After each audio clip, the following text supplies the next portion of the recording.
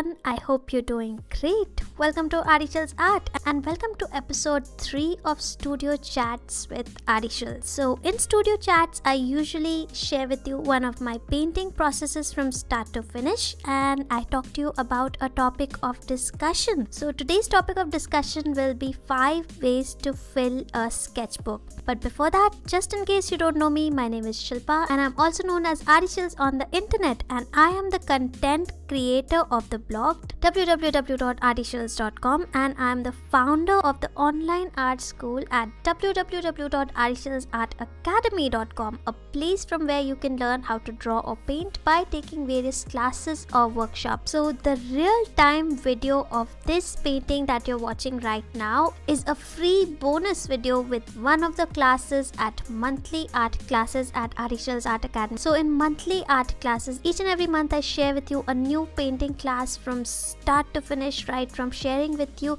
the techniques to step-by-step process of the entire painting, and you get to learn all this with my personal support and guidance always with you. So to know more about the monthly art classes, do check out the link in the description box below. But for now, without taking any more of your time, let's talk about 5 ways to fill a sketchbook. So there are not 5 ways, but there are n number of ways to fill your sketchbook. The list is endless. Still, there are times when we are sitting in front of the sketchbook and we just go blank. We don't know what to do. It's so inspiring to look at other people's sketchbook and feel wow, their sketchbook looks so beautiful, and I wish even I could finish a sketchbook. Finishing a sketchbook is such an amazing feeling. But somehow when we actually sit in front of the sketchbook to just start doing something, we go blank, as sometimes it's difficult to put that first mark on the sketchbook because we don't know what to do at that particular moment. So at that time, I really hope that these 5 ways that I use to fill my sketchbook give you some ideas so that you never go blank and you always have something to do with your sketchbook. So as I said earlier, there are many ways to fill a sketchbook, but these are just my 5 ways, the ways I like to fill up my sketchbook. So let's get started. So the first way to fill up your sketchbook is my very absolute favorite way, and that thing I use the most is filling up my sketchbook with urban sketching. So urban sketching is drawing or painting in your sketchbook whatever you see in front of you, no matter where you are. So if you're on the road, what do you see around yourself around on the road? If you're in a bus, when you're in a train, you can see people, you can see the parts of the train, of course, and you can see various signs, you can see various things that people are holding. There's so much.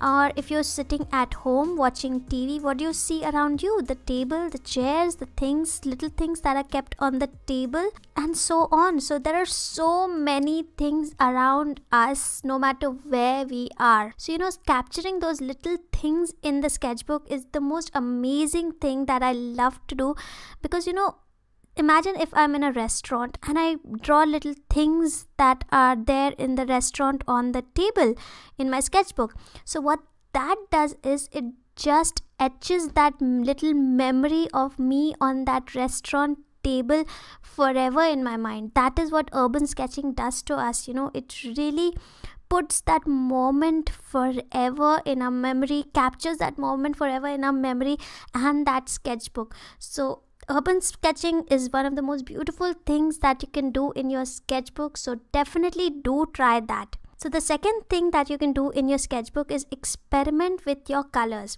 So it can be anything, it can be oil pastels, it can be chalk pastels, it can be your watercolors, it can be acrylic paints, whatever it is, you just experiment with your colors. Put random colors in front of each other and see the effect they have when they are placed besides each other. Make a drawing of the tree which is not green and which is like bright purple, or which is pink, or which is just some random color that nobody can actually imagine it to be. Or make the sky purple or make the sky green, anything, just experiment and play around with your colors, because that will really increase the knowledge of your colors and how they work with each other, and that can have a beautiful effect on your own color choices. So experiment and play around with your colors in your sketchbook, and by using different materials like chalk pastels, oil pastels, watercolors, or whatever you like, you even get the feel of how those materials work. You even get a feel of how the colors of different materials work. So that is one added bonus point, isn't it? The other amazing thing that you can do in your sketchbook is you can make little thumbnails of your imagination. Like, make little boxes of 2 inches by 2 inches, and in those little thumbnails or in those little boxes, you can add little things that come in your imagination. Okay, for example, let me just imagine something in front of you. So I imagine a beautiful face of the girl looking up in the night sky with some beautiful roses around her neck and some butterflies around those roses. This is the little really simple thing that I imagined, and because I want to capture this imagination, I will just quickly roughly put it in a little thumbnail, and I will let this be there in my sketchbook. So this will finally evolve or stay there and can eventually become an idea for my painting. So this is one thing that I absolutely love to do in my sketchbook is make little thumbnails of my ideas. So the fourth thing that you can do in your sketchbook is, which is one thing that I always buy my sketchbook for but don't do it enough, but I also should do it more, is practice. Yes, that is what sketchbooks are for practicing our art, for practicing our craft.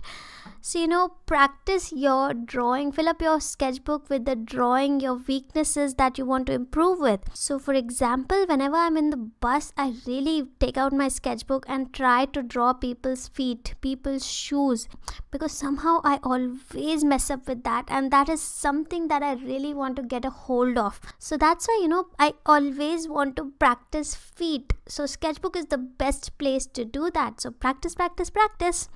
So the fifth and the last thing that I absolutely love doing in my sketchbook, and I really suggest that you also do that in your sketchbook, because that is the safest place to do that, is vent out your frustrations in your sketchbook. Yes, just open a page and just randomly put whichever color you want. Just scribble with your pencils, just throw your paint, just write down whatever feeling is going on in your heart. If you're angry, just write down. If you had a great day, just write that down.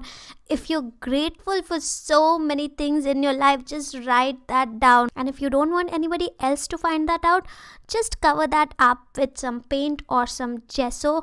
But in this way, you will not only vent out your frustration in your alone time with your sketchbook, but it will still remain a secret because you've even covered it with your paint. So these are my 5 favorite things that I like to do with my sketchbook, and I really hope that you will find these 5 things helpful and you will just jot these things down, so that whenever you are alone with your sketchbook and you don't know what to do, you can just pick up one of these things and start creating that in your sketchbook. And I am also constantly looking for new things that I can do with your sketchbook. So if you have some suggestion that I should do with my sketchbook, or the other viewers should do with their sketchbook, then leave that in the comments below, as I would absolutely love to check that out, and I would love to take in your ideas as well. That would be super awesome. So that is it for this video. Before I go, just a quick reminder, if you would like to learn how to paint these beautiful paintings from start to finish